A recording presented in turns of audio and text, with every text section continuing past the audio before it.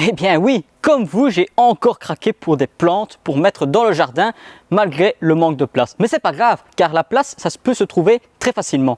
Ce que je voulais surtout vous préciser aujourd'hui, c'est qu'est-ce que l'on fait avec les plantes que l'on vient d'acheter en saison estivale pour bien les conserver pour la plantation. C'est parti, on y va!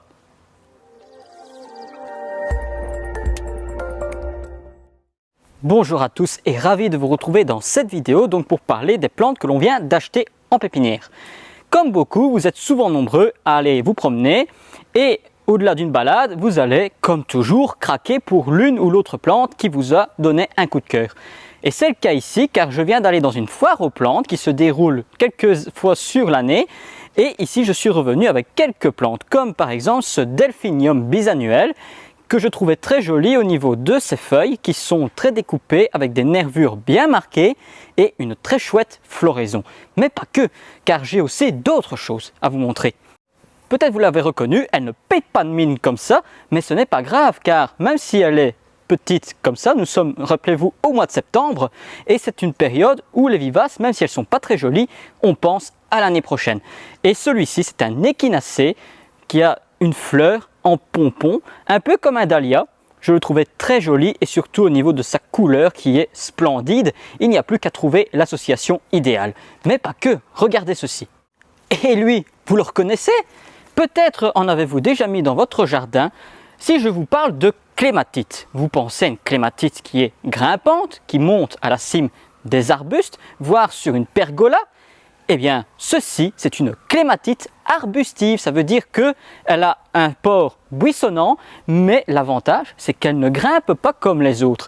Elle est buissonnante, ce qui fait qu'elle peut être mise dans un coin de jardin sans pour autant avoir un support pour grimper et elle sera tout aussi jolie. Chose rare, donc on va pouvoir lui trouver une place au jardin. Et mais attendez, ce n'est pas parce que vous venez d'acheter la plante de vos rêves qu'il faut tout de suite la planter dans votre jardin. N'oubliez pas, il y a des saisons bien précises pour la plantation. Donc, première chose que l'on va faire, ce n'est pas de planter comme c'est l'habitude de beaucoup de gens, mais autre chose. Je vous montre et après je vous explique la plantation.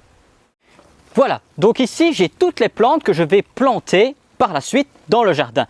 Donc, je les ai mis dans un ravier pour permettre la disposition, non pas dans le jardin proprement dit, mais la première chose que je vais faire, vu qu'on est encore au mois de septembre, c'est les mettre dans un coin ombragé. Ici, c'est le coin le plus ombragé du jardin. Ça veut donc dire que la plantation, vous attendez. Mais pourquoi est-ce qu'il faut absolument attendre pour la plantation? Je vais déjà vous montrer quelque chose. Regardez ici. La plante est dans le pot que j'ai acheté. Et regardez, les têtes étaient toutes redressées vers le haut quand je l'ai acheté. Et maintenant, elles commencent déjà à retomber. Ça veut donc dire que la raison pour laquelle je les place à l'ombre, c'est tout simplement pour éviter à la plante de transpirer de trop et de permettre à la motte qui est dans un pot de rester quand même assez humide et éviter ainsi les dessèchements. Ce qu'il faut rappeler surtout, c'est qu'il y a des périodes bien définies pour la plantation de vivaces et arbustes. Rappelez-vous que ça commence à partir de octobre jusque le mois de février, grand maximum. Et la raison pour laquelle je les mets à place maintenant, c'est parce que nous ne sommes pas encore dans la bonne période.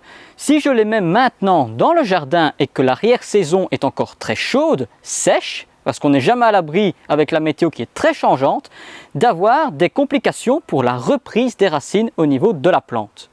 Je ne fais que respecter le cycle naturel des végétaux.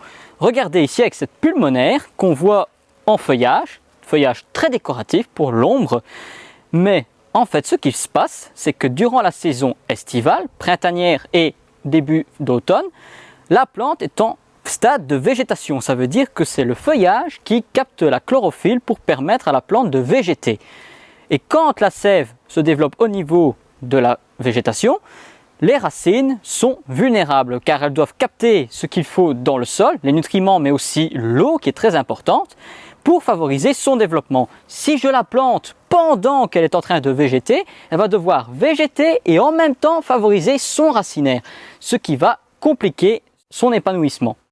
En revanche, si je la plante à la très bonne période, vous allez favoriser une repousse au printemps 2 fois plus conséquente que si vous le faites à la mauvaise période. Les racines durant tout l'hiver vont pouvoir favoriser leur développement et ainsi aller plus profond capter le plus d'énergie possible et de nutriments pour qu'au printemps, quand votre plante va repousser, elle va avoir un développement énorme. Alors que si vous le faites à une mauvaise période, elle va avoir beaucoup plus de mal. En hiver, les plantes ne se développent pas, donc elles ne captent quasiment pas d'énergie au niveau du feuillage, ce qui fait que les racines ont vraiment le loisir complet de pouvoir s'épanouir dans le sol. Mais il faut voir aussi le positif. Malgré le fait que vous l'ayez acheté à une période qui n'est pas propice à la plantation, ça vous laisse le temps et le loisir de la placer à différents endroits du jardin. Tant qu'elle est en pot, il n'y a pas de problème, vous pouvez la déplacer ci et là en fin de journée et ainsi voir les meilleures associations qui sont possibles. Car une fois qu'elle est en fleur, ça vous permet de l'associer à d'autres et de voir si c'est combinable ou pas. Et donc, vous avez toute la saison pour le faire. Et une fois que vous avez trouvé la bonne place, vous la mettez de côté, vous notez l'endroit où vous pensez l'installer et à partir de octobre-novembre, vous pouvez l'installer à cet endroit. Voilà qui permet de gagner du temps et ainsi avoir de très belles plantes. Il ne nous reste plus qu'une chose à faire, c'est passer à la question verte. La question est la suivante. On nous a demandé si on pouvait consommer le fruit de tomate qui était atteint par le mildiou. La réponse est complexe. En fait, si votre fruit est intact et que la plante est malade et qu'il mûrit normalement, il n'y a pas de problème, vous pouvez le consommer sans danger. En revanche, si vous avez le fruit qui est en train de maturer mais que des taches commencent à apparaître dessus, vous pouvez supprimer éventuellement à la découpe les taches qui sont malades et garder la partie qui est bien saine. Par contre, plus vous allez attendre, plus le fruit va devenir noirâtre et grisonnant et à ce moment-là, il ne sera plus consommable car le goût sera détérioré et l'aspect sera aussi un peu dégueulasse. Alors, le mieux à faire, c'est de prélever les fruits qui sont vraiment intacts. Voilà, j'espère que ça répond bien à la question. Si vous avez des questions, n'hésitez pas à nous les poser.